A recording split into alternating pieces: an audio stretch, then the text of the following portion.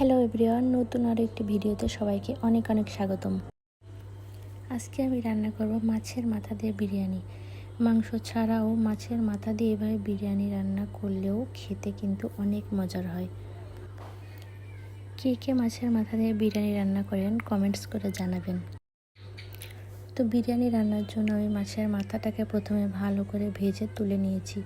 তারপর ওই মাছ ভাজা তেলের মধ্যে গোটা গরম মশলা, লবঙ্গ, তেজপাতা, কাঁচামরিচ, পেঁয়াজ দিয়ে একটু ভালো করে ভেজে নাড়াচাড়া করে দিয়ে দিয়েছি আদা বাটা, রসুন বাটা।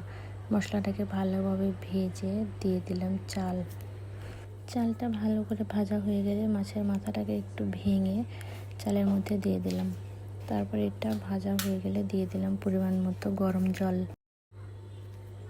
দেন এটাকে ঢাকনা দিয়ে ঢেকে রান্না করে নেব। মাঝখানে একবার ঢাকনা সরিয়ে ভালো করে নাড়াচাড়া করে দিয়েছিলাম। বড় মাছ আনলেই আমাদের বাসায় প্রায় এইভাবে মাছের মাথা দিয়ে বিরিয়ানি রান্না করা হয়। আমার বাসার সবাই এটা খেতে অনেক পছন্দ করে। এই তো আমার বিরিয়ানিটা হয়ে গেছে। এখন উপর থেকে একটু ঘি ছড়িয়ে দিয়ে কিছুক্ষণ চাপা দিয়ে রেখে দেব।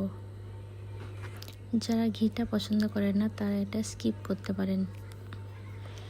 এই তো কমপ্লিট আমার মাছের মাথা দিয়ে বিরিয়ানি।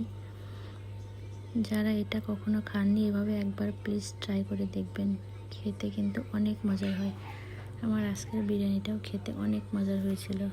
ভালো থাকবেন সবাই, and always support me please.